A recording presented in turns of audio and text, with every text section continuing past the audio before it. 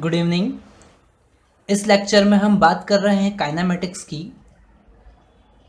Kinematics physics का बहुत ही important topic है और इसे हम बहुत ही ज़्यादा डीप में पढ़ेंगे। तो सबसे पहले हम स्टार्ट करते हैं what is definition of kinematics. तो काइनेमेटिक्स को हम डिफाइन कर सकते हैं कि study of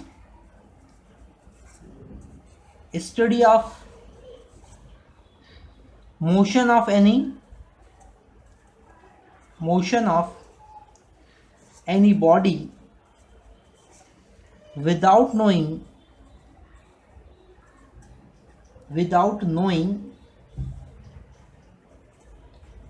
the cause of motion।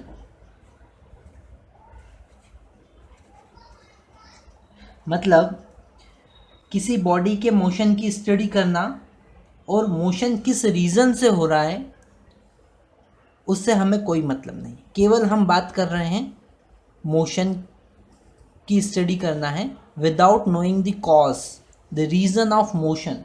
It is called kinematics.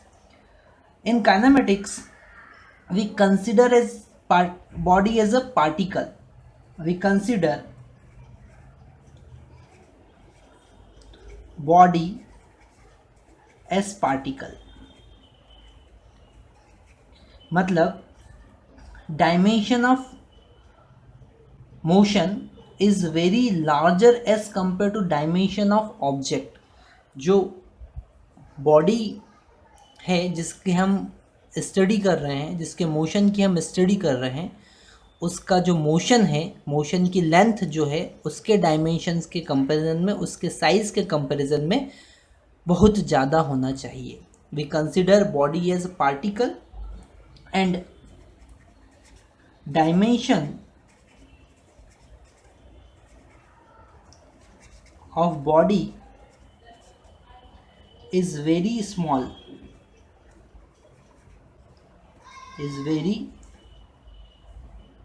Small,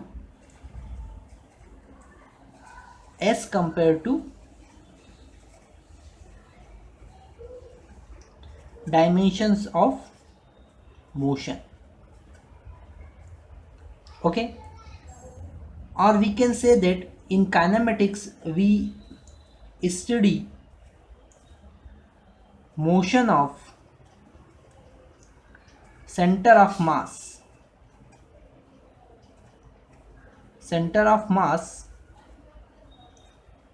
of any body. तो इस तरीके से हम काइनेमेटिक्स को डिफाइन कर सकते हैं। काइनेमेटिक्स में हम बात करते हैं ट्रांसलेटरी मोशन की। अलग अलग तरीके से ऑब्जेक्ट मूव कर सकता है।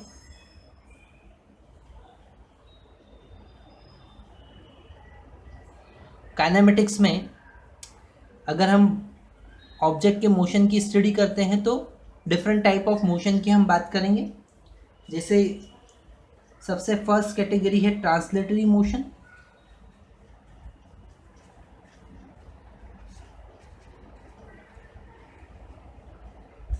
सेकेंड कैटेगरी हम रोटेशनल मोशन कह सकते हैं। रोटेशनल मोशन हम कह सकते हैं सर्कुलर मोशन।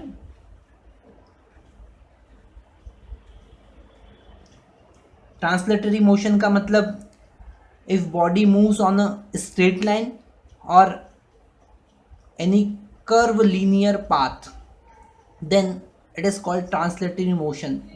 मीन्स बॉडी एक सेंटर ऑफ मास मूव कर रहा है तो it is called translatory motion. Rotational motion when body rotate about any axis. Circular motion भी ट्रांसलेटरी मोशन का एक पार्ट है जिसमें बॉडी एक सर्कुलर पाथ पर मूव करती है। बॉडी का सेंटर ऑफ मास एक सर्कुलर पाथ पर मूव करता है। हम ऑसिलेशन की बात कर सकते हैं या वाइब्रेशन की बात कर सकते हैं। वाइब्रेशनल मोशन जिसमें हम स्टडी करेंगे simple harmonic motion, periodic motion. तो different type of category motion की हमने डिवाइड की, ये सारी कैटेगरी काइनेमेटिक्स के अंदर आती है। तो सबसे पहले हम देख रहे हैं translatory motion. What is meaning of translatory motion. अब हम डिफाइन करते हैं what is meaning of translatory motion. यहाँ हमें डायग्राम से दिख रहा है कि जब बॉडी मूव कर रही है तो उसके सारे पार्टिकल एक साथ एक पाथ पर मूव कर रहे हैं, सेम पाथ पर मूव कर रहे हैं। तो इस टाइप का जब मोशन होता है it is called translatory motion.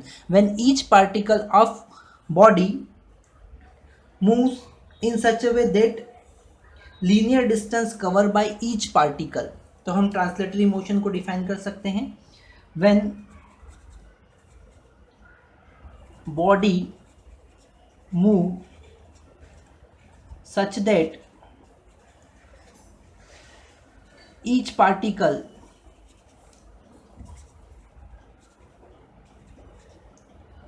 move on same path। तो इसे हम दो पार्ट में डिवाइड कर सकते हैं। पहला हमने देखा कर्व लीनियर मोशन,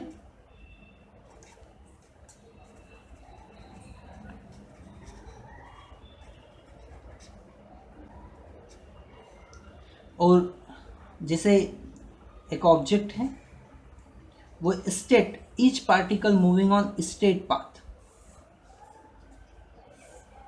यहाँ पर A B C straight path पर मूव कर रहे हैं और उनकी next position A dash B dash और C dash.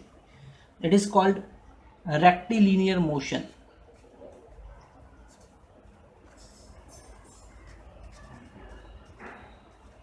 It is called rectilinear motion when each particle moves on straight path। हम इसे डिफाइन कर सकते हैं। when each particle moves on straight path then it is called rectilinear motion। Next term हम define करते हैं reference frame. When we are studying the velocity, acceleration, distance of any point then we have to choose a reference point. जैसे जहाँ observer present है उसे हम reference point consider कर सकते हैं। तो हम लिखेंगे for study of distance, velocity, acceleration of any body, we have to choose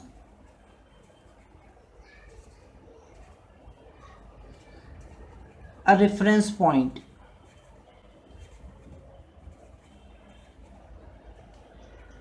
Reference point, and these reference point can be defined as a reference frame, or we can say that point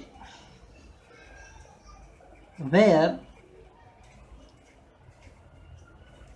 observer is present is called reference point।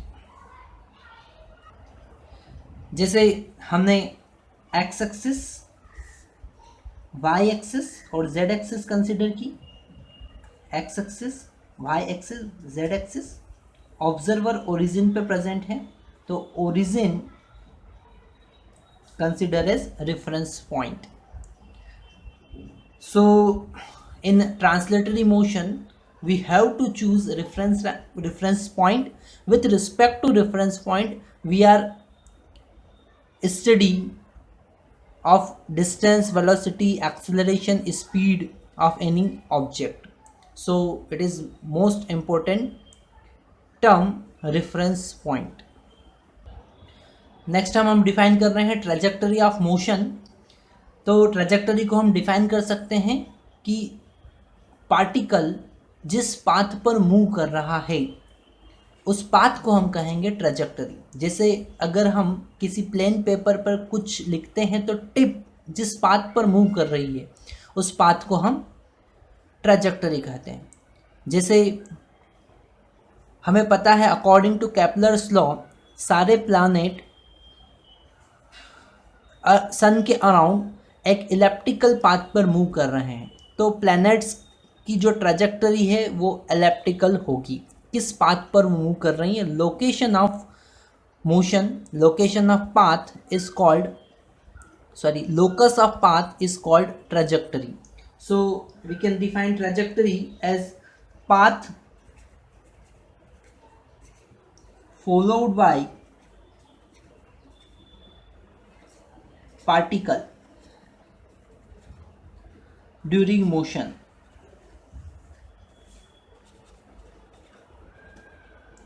is called trajectory of motion.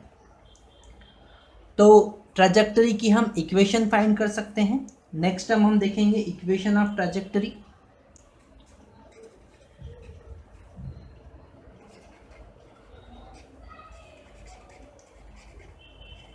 Equation of trajectory या trajectory equation.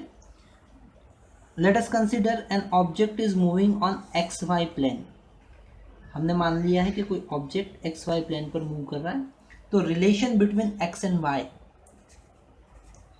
relation between x and y or locus of motion of any body is defined as equation of trajectory.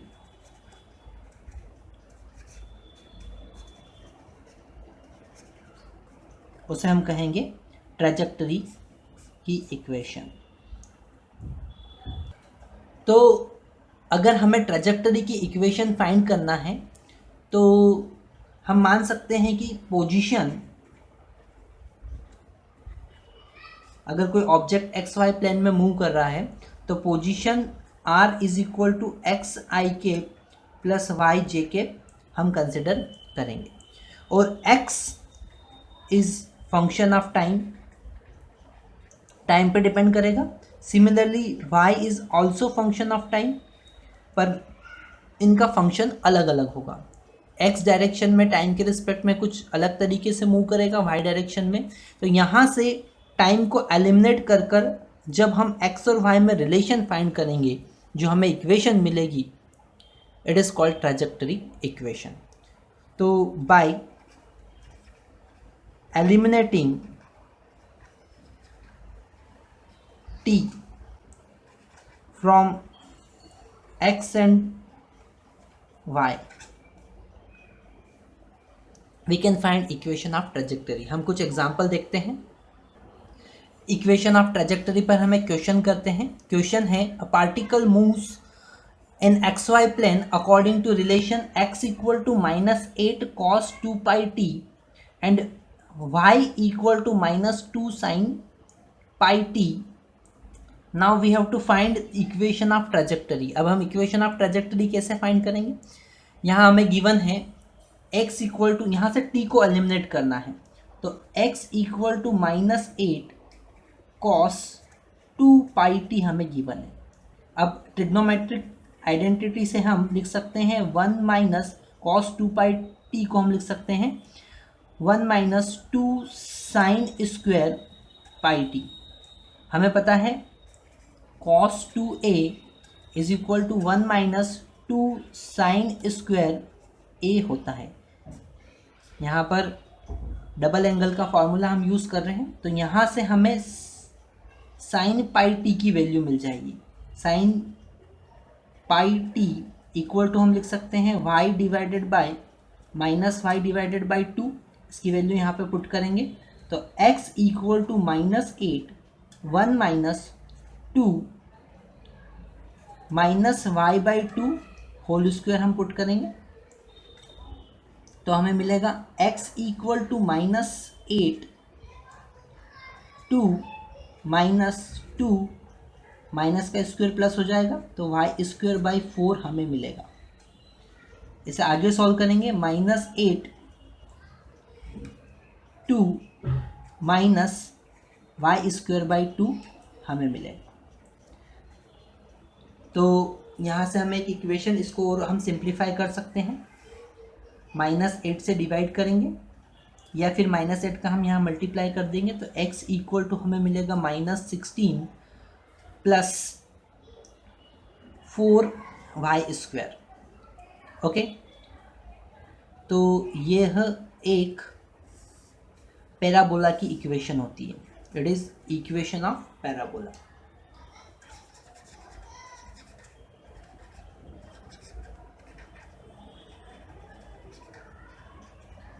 तो यहाँ पर trajectory parabolic होगी, मतलब particle parabolic path पर move करेगा।